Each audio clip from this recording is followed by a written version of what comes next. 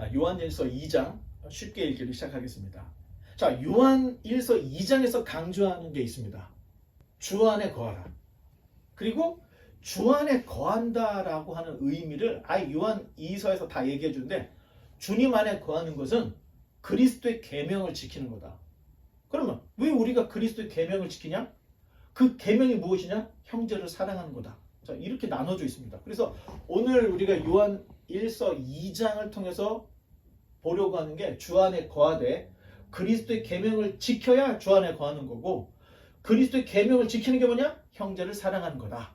자, 이런 내용이 이제 전체적인 내용인데, 자, 넘어가서 자, 1절과 2절을 또 한번 읽어주시기 바랍니다. 나의 자녀들아, 내가 이것을 너희에게 쓰면 너희로 죄를 범하지 않게 하려 함이라. 만일 누가 죄를 범하여도 아버지 앞에서 우리에게 대언자가 있으니 곧 의로우신 예수 그리스도시라. 그는 우리 죄를 위한 화목 제물이니 우리만 위할 뿐 아니요 온 세상의 죄를 위하심이라. 아멘. 감사합니다. 자, 저와 여러분 모두는 죄인입니다. 인정하십니까?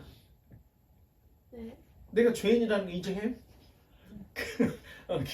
제일 크게 얘기했는데 그걸 인정을 안 하면 교회 올 필요가 없습니다. 우리가 죄인이기 때문에 우리가 예수 그리스도의 몸된 교회를 이렇게 찾아 나오는 거예요. 자, 그러니 교회 안에 사실 의로운 사람, 잘난 사람이 있겠습니까? 없겠습니까? 아니, 우리 스스로가 내가 죄인이라는 걸 알아. 그래서 교회를 나왔어. 그런데 교회 안에 잘난 사람이나 의로운 사람이 있다? 이게 어불성설이라는 겁니다. 자, 당연히 잘난 사람이 없으면 싸움이 날까요, 안 날까요? 다 못난 사람만 있고 죄인만 있는데 싸움이 날 이유가 없죠. 자, 다툼이나 싸움이 나는 이유들을 이렇게 자세히 이렇게 보면, 누가 잘했고 누가 못했는지를 따질 때 싸움이 나. 자, 제가 지금 말하는 거는 누가 잘했다 못했다 이게 아니에요. 누가 잘했는지 못했는지를 따질 때 싸움이 나더라는 거야. 그때 자기 입장에서 보면 틀림없이 상대방이 잘못한 거야. 그러면 A가 볼 때는 B가 잘못했어. 근데 B가 볼 때는 당연히 A가 잘못했죠. 근데 가만히 있으면 괜찮은데, 자, 이제 따지는 거야. 만나서 A하고 B가 만나서 네가 잘했냐? 내가 잘했냐? 말을 하면서부터 이제 싸움이 시작되는 거야. 그런데 이것을 바라보는 C 입장은 어떨까요? 불편하지. 아니, 교회가 다 죄인이라고 하면서 A는 뭐고 B는 뭔데 왜 싸우지? 그냥 잘못했다고 하면 될 것을. 자, C가 상처를 받죠. 자, 이렇게 서로 잘났다고 싸우는 모습이 우리 눈에는 교회가 분란이 일어나는 것 같고 싸우는 것 같고, 자, 이런 걸로 비춰진다는 거예요. 자, 그래서 그런지 창세기 31장을 보면, 자, 야곱이 누구에게 피했냐면 라반이라고 하는 자기 삼촌에게 피해 있다가 시간이 꽤 지난 거야. 그러다가 도저히 안 되겠으니까 라반을 피해서 야밤 도주를 하죠. 저녁에 탁 야밤 도주를 하는데 하나님이 그날 라반의 꿈에 현몽했다고 돼 있어. 자, 그래서 뭐라고 말을 했는지 우리 한번 다 같이 읽어보겠습니다. 시작. 밤에 하나님이 아람 사람 라반에게 현몽하여 이르시되 너는 삼가 야곱에게 선악간에 말하지 말라 하셨더라. 자, 아마 라반도 야곱에게 따지고 싶었던 게 되게 많은 거예요. 내가 첫째 딸, 둘째 딸 다 줬지. 그리고 내가 양들 너한테 다 맡겼지. 그런데 절반 이상을 네가 갖고 갔잖아. 따지고 싶은 게 많았겠죠. 그런데 야곱 입장에서도 억울한 게 너무 많은 거야. 사자한테 늑대한테 그 짐승이 양이 물려 죽으면 자기 거를 토해냈다는 거야. 보전을 해주려고 주인님 거를. 자, 그렇게 따져보면 이 둘은 아마 이 저녁에 칼부림이 났을 거라는 거야. 예? 장인어른하고 사위가 멱살 잡고 진짜 칼을 휘두르는 이런 싸움이 일어났을 거예요. 그러니 하나님이 아예 그 전날 라반에게 딱 현몽하셔서 말씀하신 게 선악간에 말하지 말라는 거야. 네가 잘했냐 내가 잘했냐 따지지 말라는 거야. 자, 싸움이 났겠습니까 안 났겠습니까? 싸움이 안 났습니다. 여러분 배워야 돼요. 사실 누가 잘했냐 따져보면 삼자 입장에서 그렇게 중요한 것도 아니고 더 크게 보면 그게 그렇게 중요한 게 아니었네 이렇게 될 수가 있는 문제들이에요. 우리의 그 당면하는 이런 문제들은. 근데 이게 마치 재판을 하듯이 누가 잘했냐라고 이걸 따질 때 싸움이 일어나. 그러니까 아예 하나님이 저녁에 라반한테 야 선악간에 말하지 마. 그랬더니 말을 안 했더니 자 조약까지 맺어. 라반하고 야곱이 조약을 맺는데 이 선을 넘지 말자. 그래서 라반은 여갈사하두다. 넘어가요. 여갈사하두다. 이게 지금 라반이 어디 사람이라고 써 있어요? 성경에. 지금 아까 읽어 뒤로 한번 넘어가 보면 아까 본문에 아니 자 어디 사람? 아람 사람. 자 넘어가세요. 다시 7, 8. 아람 사람 이름으로는 지금 이게 여갈사하두다 이렇게 돼 있는 거야. 그러면 야곱 입장에서는 갈리앗. 그러면서 설명을 붙이기를 무리바. 여호와께서 너와 내 사이를 살펴보신다. 이런 의미로 무리바. 그래서 그 동네 이름이 무리바가 된 거예요. 무리바. 사실 여러분 이게 지금 처음 듣는 얘기입니까? 아니면 성경 읽으면서 한 번씩 다 경험했던 이야기입니까? 그래서 성경을 날마다 읽자는 거야. 이거 내가 지금 설명을 다 해야 되잖아. 그 시간이 괜히 쓸데없이 길어지는 거예요. 여러분들이 내가 이 지금 라반하고 야곱 얘기를 했을 때 아하 이거 뭐 발음이 좀 어렵지만 무리바 정도는 딱 기억이 날 정도로 성경을 읽어야 돼. 자, 이 정도 읽으려면 몇 번 읽어야 될까요? 자기 나이만큼 읽어야 돼. 헌이 몇 살?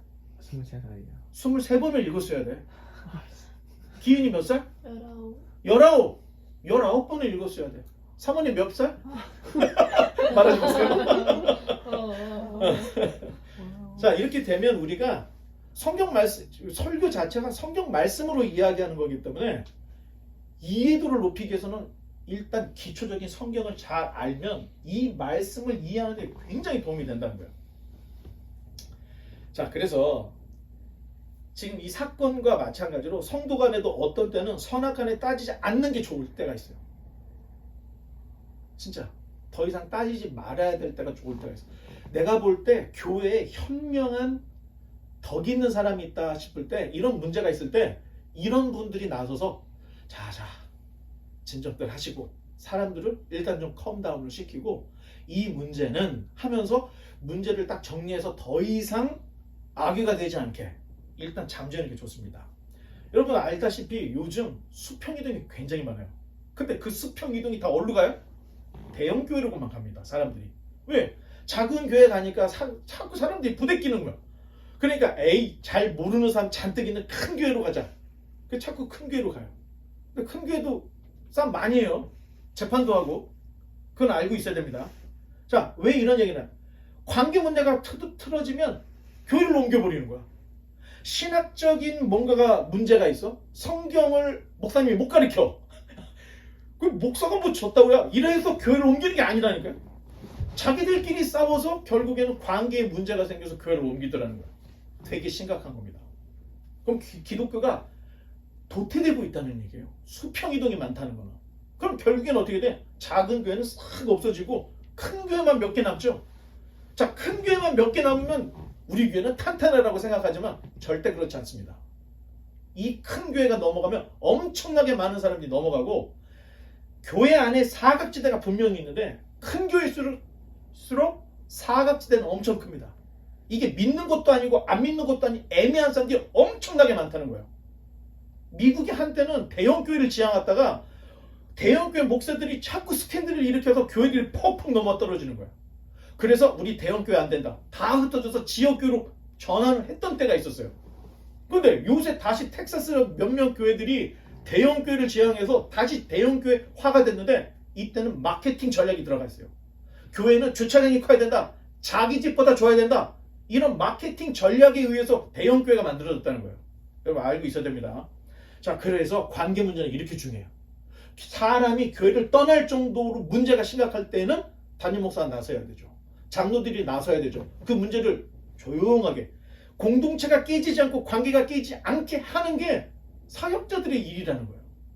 자, 그러니까 여러분들은 하나님이 아예 그냥 그 라반에게 선악간에 따지지 말라 했던 것처럼 야 따지려면 라반도 따지고 싶은 얘기가 엄청 많았고 야곱도 하고 싶은 얘기가 엄청 많았겠죠. 그럼에도 불구하고 따지지 않는 게 좋을 때가 있다는 거예요. 자, 그러니 뭔가 주장했다가 안 됐다 싶으면 관철될까지 싸우자. 띠뛰고 으아 으아 으아. 이건 교회 모습이 아니라는 겁니다. 만약 예를 들어 여러분 중에 좋은 아이디어가 있어. 그래서 회의 시간에 회의 때 딱 내놨어. 그랬더니 다른 사람이 그건 우리 교회에 맞지 않는 것 같은데? 자, 이럴 때 어떻게 될까? 팔 걷어붙이고 자, 한번 해보자. 이거 아니라는 겁니다. 누군가가 불편해하면은 그렇습니까? 죄송합니다 하고 걷어내야 돼. 아니, 내가 아는 선배 중에 당회만 하면 항상 뭔가를 갖고 갔는데 당회 때 우리 교회에서 이걸 해보면 어떻겠습니까? 했을 때 어느 장로님이 목사님 그게 되겠습니까? 죄송합니다. 그냥 접는 거야. 아니, 그걸 또 다음 달에 또 할 때 아무리 생각해도 이게 어떻습니까? 장로님이 그때 안 하기로 했잖아요. 그렇습니까? 접어. 여러분, 이게 목사가 왜 이렇게 결단력이 없을까? 이렇게 생각하죠? 이게 지혜로운 거라는 겁니다. 그렇게 3번을 하면은 저녁에 전화가 온대요. 장로님한테. 목사님, 가만히 생각해보니까 내가 미쳤나 봅니다. 아니, 목사님이 좋은 거 하자고 했는데 내가 왜 계속 반대를 했는지 너무 죄송합니다. 다음 달에 당회를 할 때는 제가 찬성하겠습니다. 다시 가서 또 문을 열어서 우리 교회에서 찬성합니다. 여러분, 이게 변화라는 거를 샥 이렇게 하는 게 아니라는 거예요. 그 왜 좋은지를 설명하고 그게 아니면 다음에 해. 그게 또 했는데 또 다음에 해. 근데 사람들이 불편하니까 그 사람이 얘기했던 게 좋을 것 같다는 인식이 됐을 때 자연스럽게 하면 되는 거예요. 근데 너무 서둘러서 하려고 하다 보면 어떻게 돼? 교회에 자꾸 문제가 생겨요. 이놈의 교회는 오늘은 A고 내일은 B고 내일은 C고 매일 바뀌어 이렇게 되는 거예요.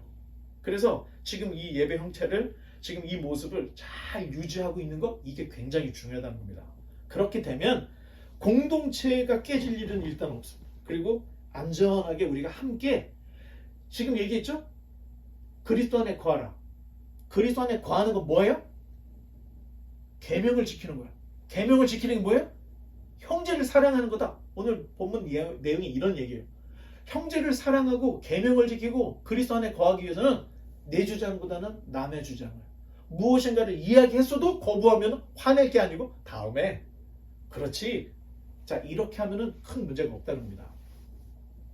자, 그런데 이렇게 노력을 해도 우리 중에 상처받는 일이 있겠습니까? 없겠습니까? 아니, 진짜 여러분, 상처를 받으려면 목사가 설교 중에 했는데 거기에 상처받는 사람이 있어. 진짜 이건 너무 힘든 거예요. 그리고 신나게 설교를 했더니 뒤에 가서 뭐라고 하냐면 목사님이 내 얘기 들었구만. 자기 얘기했다고 막 화를 내는 사람.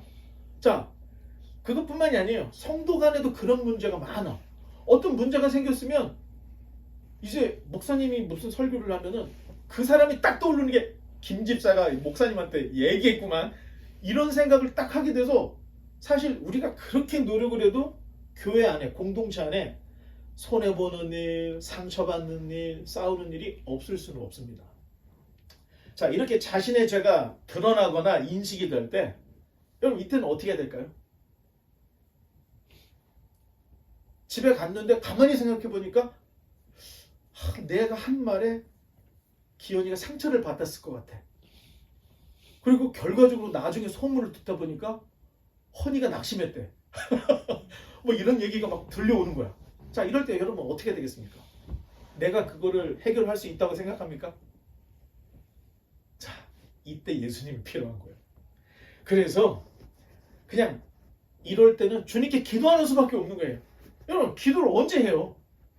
관계 문제가 꼬였을 때, 나 때문에 상대방이 피해를 받았다, 나 때문에 누가 상처받았다, 누가 시험 들었다 했을 때, 내가 해결할 수 없을 때 무릎 꿇고 기도하는 겁니다. 내가 의도치 않았는데 하나님 이런 일이 생겼어요.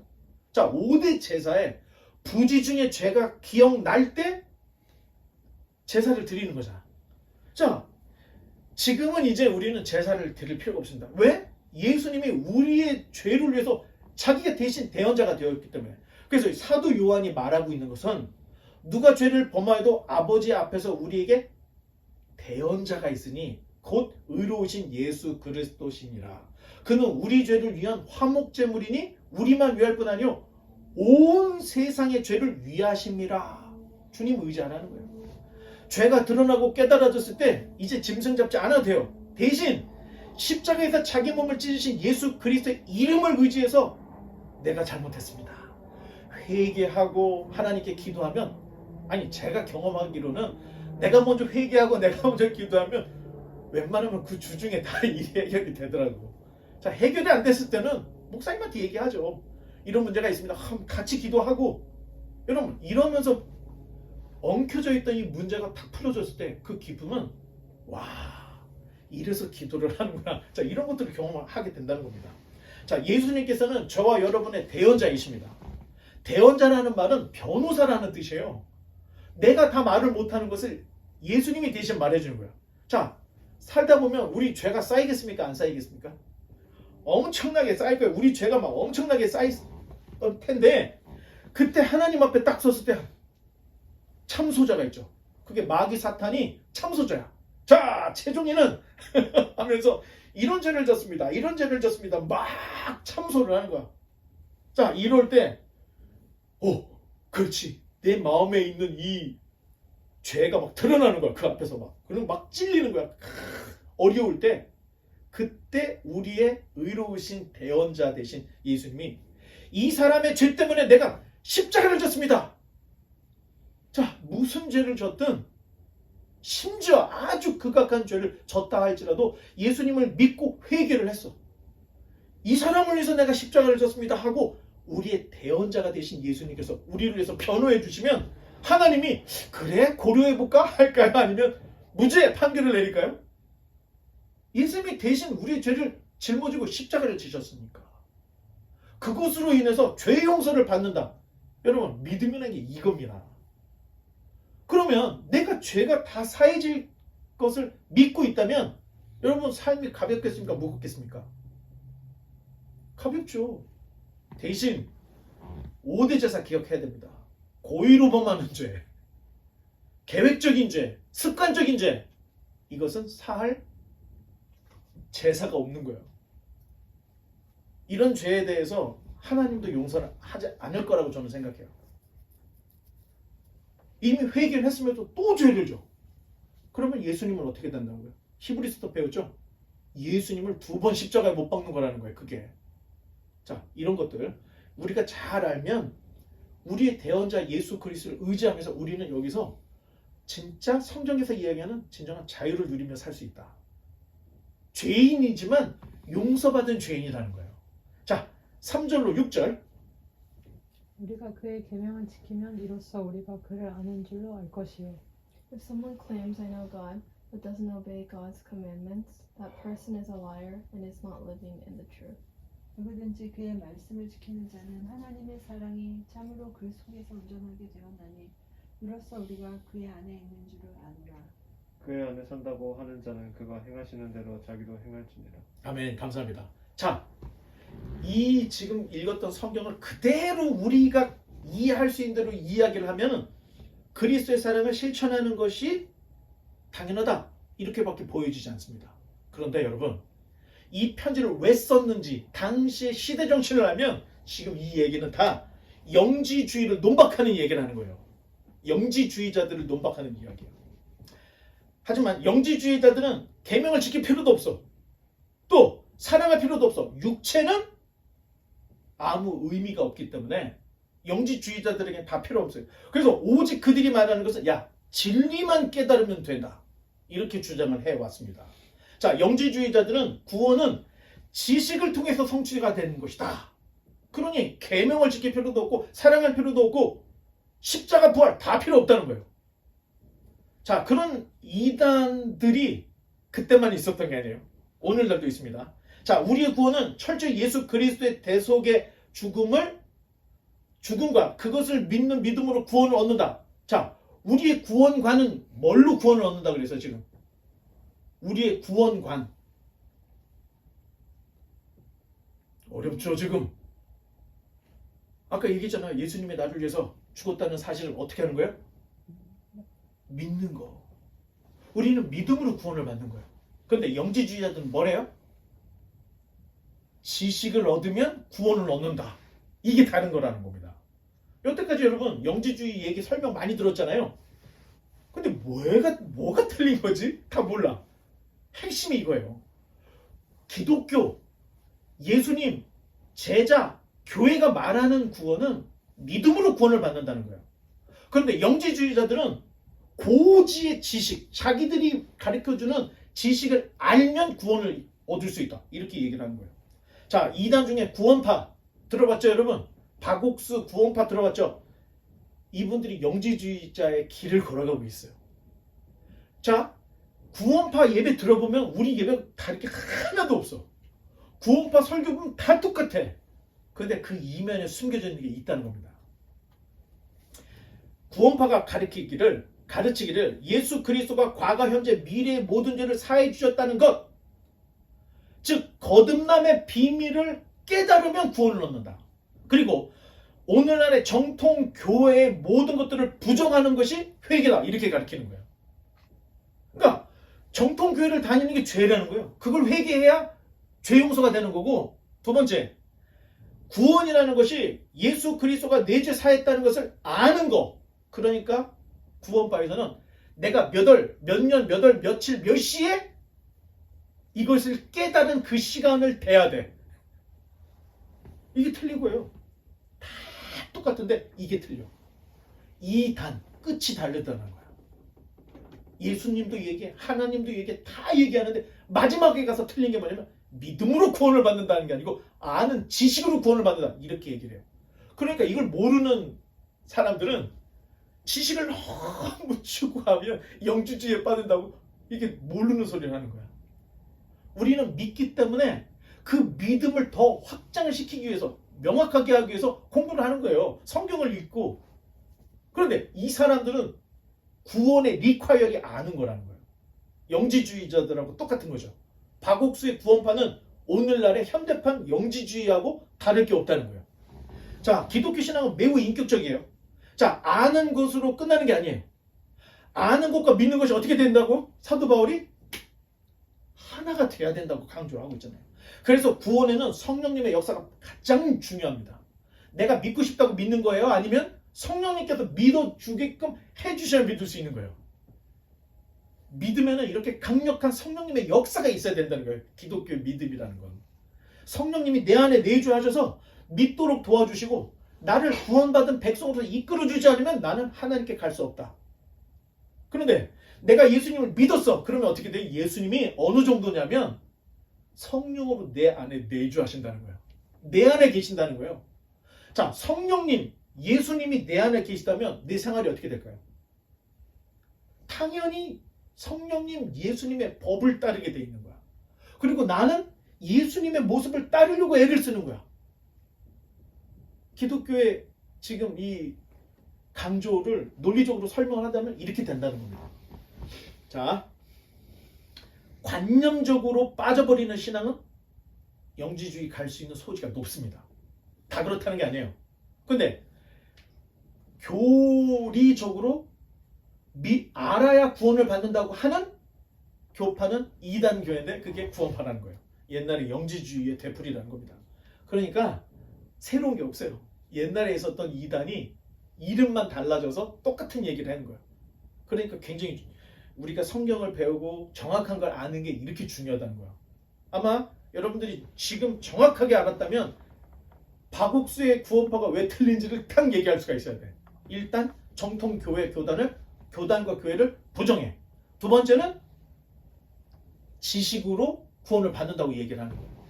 자, 7절로 8절을 또 계속 읽어보겠습니다.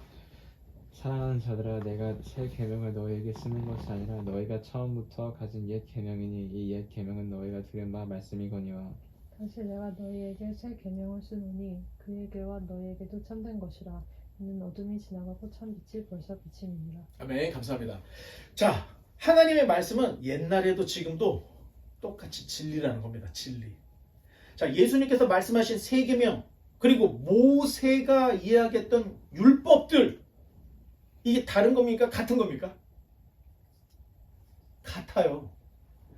예수님의 계명은 옛 계명을 종합하고 핵심을 더 도드라지게 해준 거야. 그래서 하나님을 사랑하고 네 이웃을 내 몸과 같이 사랑하라고 말씀을 했던 거예요. 구약은 이 정도. 신약이 와서 갑자기 내용이 90도, 180도 바뀌는 게 하나도 없다는 거예요. 이미 있었던 그 말씀에 강조점을 딱 집어서 사랑, 강조점을 딱 집어서 도드라지게 해주신 게 예수님께서 말씀하신 새 계명이라는 겁니다. 이 새 계명은 관념적인 게 아니라는 거예요. 새 계명은 성령께서 우리 안에 이 법을 주시는 거예요. 그래서 예레미야에 이런 얘기가 있다니까요. 내가 너에게 줄 새 계명은 이제 귀로 듣는 게 아니고 마음으로 느끼게 해주는 엄청난 새 계명일 것이다. 이런 얘기를 예레미야를 통해서 얘기를 하시는데, 그래서 예수님이 마지막 최후의 만찬 때 새 계명을 너희에게 주노니 이거는 내 몸이다, 이거는 내 피다 하면서 그렇게 성찬을 제정하셨던 다 이유가 연결이 된다는 겁니다. 자, 설교도 여러분 무엇인가 획기적이고 감동적이고 신묘하고 충격적인 것을 들어야 된다. 여러분 그게 아니에요. 여러분들이 알고 있는 구약, 여러분들이 알고 있는 신약, 내나 다 그 얘기예요. 그 얘기를 오해 없이 듣도록 도와주는 게 설교라는 거예요. 내가 하고 싶은, 설교자가 하고 싶은 얘기를 하는 게 아니라는 거예요. 자, 9절로 11절까지 또 한번 읽어주시기 바랍니다. If anyone claims I am living in the light, but hates a fellow believer, that person is still living in darkness. 그의 형제를 사랑하는 자는 빛 가운데 거하여 자기 속에 거리낌이 없으나 그의 형제를 미워하는 자는 어둠에 있고 또 어둠에 행하며 갈 곳을 알지 못하나니 이는 그 어둠이 그의 눈을 멀게 하였음이라. 아멘. 감사합니다. 혹시 여러분 중에 사람이 너무 밉고 보기만 해도 스트레스 받고 또 그 미움 때문에 잠도 못 자는 이런 경험들이 있다. 근데 내가 지금도 그러고 있다. 그럼 빛 가운데 거하는 것이 아닙니다. 본래 인간 창조는 하나님이 사랑의 대상으로서 사람을 만드신 거예요. 자, 요한이 계속 얘기하는 게 하나님은 뭐라? 빛이라고도 얘기했지만 하나님은 사랑이시다. 이렇게 얘기를 해요. 그러면 사랑이라는 게 혼자는 안 되는 거 아니에요. 사랑할 대상이 있어야 사랑이 관계가 되는 거잖아. 사람을 만들었다는 것은 이 사랑의 관계를 위해서 하나님 인간을 만드는 거예요. 자, 그러면 남자 여자도 하나님이 아담을 만들어 놓고 혼자 있는 게 좀 안 돼 보여. 그래서 하와를 줬어. 둘이 싸우는 관계입니까? 사랑하는 관계입니까? 사랑하는 관계로 하와를 주신 거야. 그러니까 부부, 남자 여자는 서로 적대적인 게 아니야. 그래서 서로가 서로를 사랑할 존재로 하나님이 이렇게 지어 주셨다는 거예요. 자, 물론 나를 헐뜯고 미워하고 나에게 피해를 주는 사람이 있으면 좀 껄끄럽고 싫을 수 있어요. 우리 마음이. 그런데 보기도 싫고 볼 때마다 재수가 없어. 심리적으로 나의 이 마음이 무너지는 것 같아. 여러분, 그럼 심리적으로 이럴 수 있습니다. 나의 가장 싫은 모습이 그 사람한테 있는 거야. 그걸 보면서 그게 싫은 거야. 또 한 가지는 나에게 아주 치명적인 상처를 줬는데 치명적인 상처를 준 사람이거나 준 사람하고 너무 비슷해. 그럼 심리적으로 그 사람 미워집니다. 그 사람하고 가까이만 있어도 싫어져요. 자, 근데 문제는 그렇게 싫은 사람이 우리 교회에 있다. 그 싫은 사람이 우리 가족 중에 있다. 이게 남일 아닙니다, 여러분. 이게 다 경험할 수 있는 일이야. 자, 이럴 때 여러분 어떻게 되겠습니까? 재채기를 해야 되겠습니까? 이럴 때 어떻게 되겠어요? 에이, 그냥 셔터를 내려버리자. 빛에 거하는 게 아니라니까요. 저도 알아요. 이걸 내가 이런 얘기를 하기가 미안. 아니, 저도 꼴꿀한 사람 참 많습니다. 이런 거 따지면 진짜 싫은 사람 너무 많아. 자, 그럴 때 여러분 할 수 있는 게 뭐가 있을까요? 기도입니다. 기도밖에 없어요. 그냥 여러분 그런 일이 있을 때 이렇게 기도해야 됩니다. 하나님, 나 너무 힘들어요. 진짜 죽을 것 같아요. 제발 좀 도와주세요. 여러분, 목사라고 다 좋은 게 아니에요. 모든 사람하고 좋은 게 아니에요. 지금 당장 일이 풀어지지 않는다 할지라도 살다 보면 여러분이 끝까지 기도를 하고 놓지 않으면 깨어졌던 관계도 회복이 될 수 있어요. 아니 하나님이 전 인류의 죄를 예수님을 통해서 다 용서해 줬는데 깨진 관계 하나 못 고치겠냐? 자, 이런 믿음을 가져야 된다는 거예요. 자, 다들 가족들이 있고 친척들이 있고 다 있잖아요. 가족들 친척 중에서도 나하고 대화 안 하는 사람 있어. 아니 목사도 있다고 했으니까. 그런데 시간이 가면서 하나님 나 너무 힘들어요. 죽을 것 같아서요. 도와주세요. 그러면 하나님께서 묘한 계기를 만들어 주신다니까. 자, 여러분 이걸 믿으셔야 됩니다. 여러분 왜? 하나님은 사랑이시기 때문에.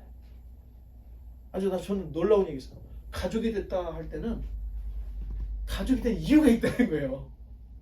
기독교인이 한 얘기는 아니지만 어느 현자가 저는 이게 진짜 맞는 말이라고 생각해요. 가족이다 할 때는 가족이 돼야 될 이유가 있어서 가족을 했다는 거예요. 여러분 부모님 선택할 수 있었어요 없었어요? 그냥 태어난 거잖아. 나도 마찬가지고. 나도 이런 애들이 태어날 줄 몰랐어. 내 의지가 아니라는 거예요. 자, 그러니 어려울 때는 기도하십시오.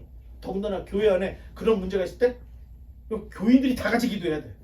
자, 어쩌면 당시 이 편지를 받는 요한 공동체 안에 그런 사람들, 그런 케이스가 있을 수도 있습니다.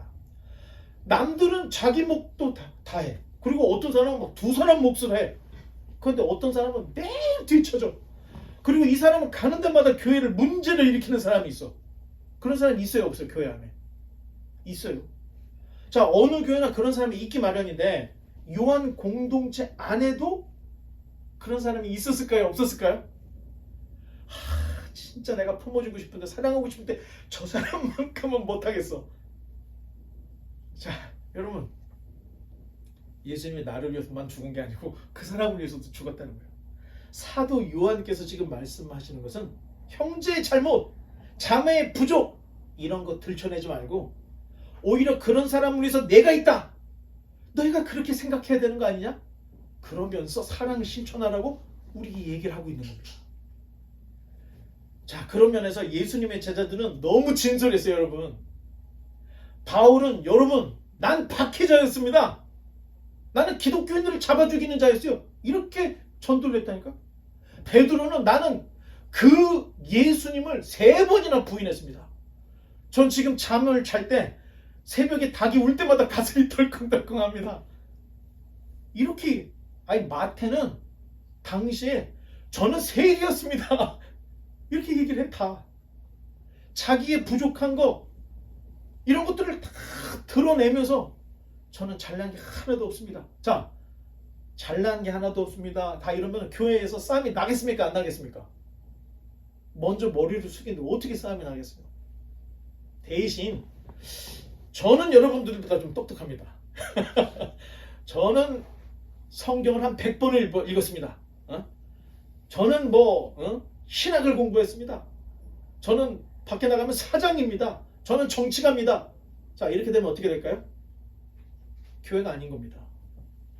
그럼 교회가 아니에요. 밖에서 국회의원이지, 밖에서 하원의원이지, 교회 안에서는 하나님 안에 있기에 저는 죄인입니다. 이렇게 얘기하죠. 그러면 그런 사람들을 상석에 앉히는 거야. 교회의 모습을 잃어버린 거야. 누가 왔든 성도 외에, 죄인 외에는 없다는 거예요. 12절로 14절도 한번 읽어보겠습니다. 자네들아 내가 너희에게 쓰는 것은 너희 죄가 그의 이름으로 말미암아 사함을 받았으며 I am writing to you who are mature in the faith because you know Christ, who existed from the beginning. I am writing to you who are young in the faith because you have won your battle with the evil one. 정리 14절. 아이들아 내가 너희에게 쓴 것은 너희가 아버지에게 알았으며 아비들아 내가 너희에게 쓴 것은 너희가 태초부터 계신 이를 알았으며 청년들아 내가 너희에게 쓴 것은 너희가 강하고 하느님의 말씀이 너희 안에 거하시며 너희가 흉악한 자를 이기었습니다. 아멘. 감사합니다. 자, 본문은 사도 요한께서 왜 이 편지를 썼는지 그 이유를 밝히고 있는데 시 형식이야. 그 전에는 산문으로 형제들아 이렇게 썼는데 여기에서는 시 형식으로 쓰고 있어요. 자, 그리고 여기에 자녀들아, 아비들아, 아이들아. 이거 자녀들에게 하는 얘기고 아비들에게 하는 얘기고 아이들에게 하는 구분된 이야기인가? 아닙니다. 시로 썼다 그랬죠? 시형. 글의 생동감을 주기 위해서 다양한 표현을 하는 거야. 요한 공동체들을 자녀들아, 아비들아, 아이들아 이렇게 얘기를 했는데 2절 12, 13절에 자녀들아 너희 죄가 사함을 받았잖니 그 얘기를 하고 있죠. 그리고 아비들아 당신들은 태초부터 계신 아버지를 알고 있지요? 그 얘기를 하고 세 번째 청년들아 너희가 악한 자를 이겼다 그 얘기를 해요. 그런데 시기 때문에 반복을 하죠. 마지막 14절에서는 또 반복하기를 아이들아 너희가 아버지를 알았잖냐 아비들아 당신들은 태초부터 계신 이를 알았지요. 청년들아 너희가 강하고 하나님의 말씀이 너희 안에 거하여 악한 자를 이겼다. 이게 지금 2번 시형으로 해서 이렇게 기록이 되어 있습니다. 자, 강조하고자 하는 것은 참 놀라운 것은 완료시상이라는 거예요. 이미 지나간 걸로 얘기를 하는 거예요. 그 얘기는 이미 너희는 하나님을 알았고 이미 너희들은 구원을 받은 걸 너희가 알고 이미 너희는 악한 자를 이긴 승리자다. 그 얘기를 요 3절에 시형으로 딱 이야기를 하고 있습니다. 자, 그러면 악한 자를 이겼는데 그 악한 자가 누구인가? 15, 16, 17절에 나오죠? 계속 15, 16, 17절. 이 세상이나 세상에 있는 것들을 사랑하지 말라. 누구든지 세상을 사랑하면 아버지의 사랑이 그 안에 있지 아니하니. 이는 세상에 있는 모든 것이 육신의 정욕과 안목의 정욕과 이생의 자랑이니 다 아버지께로부터 온 것이 아니요 세상으로부터 온 것이라. And this world is fading away, along with everything that people crave. But anyone who does what pleases God will live forever. 아멘. 감사합니다. 자, 일반적으로 이 본문은 기독교인들이 사랑하지 말아야 할 것이 세상이다. 우리 다 이렇게 이해하는 본문이잖아요. 그런데 당시의 시대 정신을 모르면 이렇게 해석한다는 거예요. 여기에서 말하는 세상은 지극히 이성적이고 탐욕적이고 육체적인 영지주의자들을 이야기하는 겁니다. 편지를 쓴 이유가 영지주의자들 때문에 썼기 때문에. 당시에 이 시대 정신이 영지주의라는 얘기를 지금 계속했죠. 대체로 당시 교회에 모이는 사람들의 신분을 보면 노예 출신, 그리고 생활 수준이 낮은 자, 사회적 지위가 높지 않은 사람들이 교회에 모였었어요. 더 심각한 건 예수님 때 예수님을 따랐던 사람들은 다 뭐예요? 그냥 평범하게 얘기하면 신용불량자, 미래가 없는 자. 시간이 너무 많으니까 예수님 따라다니는 거야 다. 바쁜데 전문직을 가지고 있는 사람이 어떻게 가겠습니까? 일용직에 종사하는 사람들, 이런 사람들이 예수님을 다 따라다녔던 거예요. 그런데 당시 지식층들은 또는 지배층들은 그리스 철학을 굉장히 동경했어요. 그런데 그 문화가 교회로 들어오게 된 거야. 그래서 그 중에 똑똑한 사람들은 그리스도 복음에 그리스 철학을 섞어버린 거야. 그래서 교회 내에서도 나는 너하고 달라. 딱 구분선을 그어놓고 교회 내 엘리트 그룹이 생긴 거예요. 그게 바로 영지주의자들인 겁니다. 이분들은 영지주의는 육신의 정욕, 안목의 정욕, 이생의 자랑, 그리고 아버지에게서 온 것이 아니에요. 절대로 그들에게 속하지 말고 섞이지 말고 사귀지도 말라는 이야기를 지금 요한이 쓰고 있는 거예요. 그래서 여기에서 말하는 세상이라는 것은 세상 풍조를 따라가지 말자, 그 정도가 아니라는 겁니다. 당시에 교회를 혼란스럽게 했던 이단자들, 영지주의자들을 세상이라고 빗대어서 상징적으로 얘기하면서 영지주의는 육신의 정욕, 안목의 정욕, 이생의 자랑에서 나온 거고 아버지에게서 온 게 아니야. 이단 경계를 철저히 하고 있다는 얘기예요. 그런 본문이라는 거예요. 18절로 19절을 또 한번 읽어보겠습니다. 아이들아 지금은 마지막 때라. 적그리스도가 오리라는 말을 너희가 들은 것과 같이 지금도 많은 적그리스도가 일어났으니 그러므로 우리가 마지막 때인 줄 아노라. 그들이 우리에게서 나갔으나 우리에게 속하지 아니하였나니 만일 우리에게 속하였더라면 우리와 함께 거하였으려니와 그들이 나간 것은 다 우리에게 속하지 아니함을 나타내려 함이니라. 아멘. 감사합니다. 자, 이미 한 무리가 교회에서 빠져나간 거야. 그러니까 이런 얘기를 쓰고 있는 거예요. 자, 그들이 우리에게서 나갔으나, 교회를 어지럽히는 엘리트라고 자처했던 사람들이 교회를 막 흔들어 놓다가 야 나가자. 그리고 이 사람들이 우리로 나가버렸던 거야. 그들이 우리에게서 나갔다. 왜 나갔냐? 우리에게 속하지 아니함을 나타내기 위해서. 자, 이 역사적인 내용이 들어있는 겁니다. 자, 이제 사도 요한이 요한이 쓴 이제 요한서신이 끝나면 우리는 이제 요한계시록 갑니다. 요한일서 2서 3서까지 가면 유다서는 이미 끝났기 때문에 요한계시록 갈 텐데, 요한계시록에 보면 마귀 사탄은 자신 수하에 누굴 두냐? 거짓 선지자, 거짓 선생, 음녀, 적그리스도를 내세워서 교회를 유혹하고 핍박을 가하는 거예요. 따라서 진리를 알아야 시험을 이길 수 있고 진리를 알아야 영적인 분별을 할 수 있다는 거예요.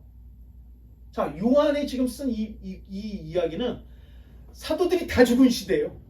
누군가가 중심을 잡아주지 않으면 교회는 영지주의한테 완전히 다 먹혀버리는 거예요.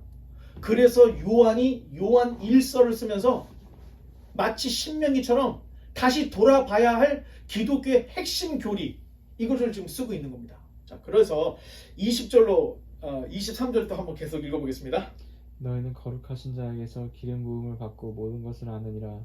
내가 너희에게 쓰는 것은 너희가 진리를 알지 못하기 때문이 아니라 알기 때문이요 또 모든 거짓은 진리에서 나지 않기 때문이라. And who is a liar?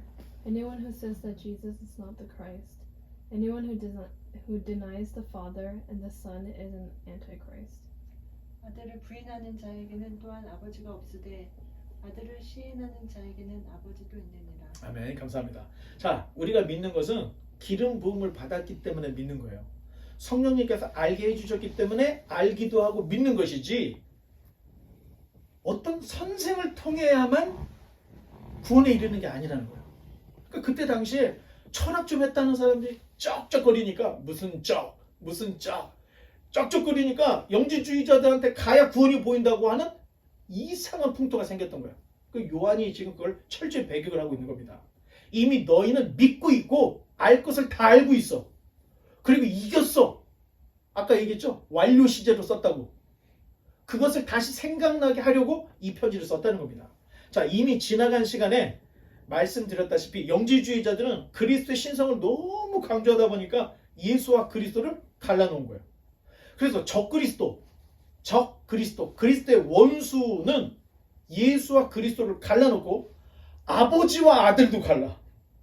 그리고 교회와 하나님도 갈라놓는 거예요. 그게 이단의 결론입니다. 여러분 잘 들으세요. 이제 요한계시록 할 텐데, 한 손에는 사탄이 유혹을 갖고 있고 한 손에는 핍박을 들고 있는 거예요. 그래서 한 번은 핍박, 한 번은 유혹, 이걸 계속 던져요. 여기서 살아남으려면 진리를 아는 길밖에 없다는 거예요. 24절로 25절을 또 한번 읽어보겠습니다. 너희는 처음부터 들은 것을 너희 안에 거하게 하라. 처음부터 들은 것이 너희 안에 거하면 너희가 아들과 아버지 안에 거하리라. 그가 우리에게 약속하신 것은 이것이니 곧 영원한 생명이니라. 자, 아버지와 아들 안에 거하는 믿음의 결국은 뭐예요? 영생이니라. 영원한 생명이다. 이제 끝이 다 왔습니다. 26절로 27절 한번 읽어주시기 바랍니다. 너희를 미혹하는 자들에 관하여 내가 이것을 너희에게서 노라. But you have received the Holy Spirit, and He lives within you, so you don't need anyone to teach you what is true. For the Spirit teaches you everything you need to know, and what He teaches is true. It is not a lie. So just as He has taught you, remain in fellowship with Christ. 예, 감사합니다. 성경 외에 다른 것이 없습니다. 여러분 교회 생활 하다 보면 자꾸 계시를 받았다고 하는 분이 계셔요. 주의해야 됩니다. 성경 외에는 진리가 없습니다. 그리고 우리는 성경의 1차 수신자입니까? 2차 수신자입니까?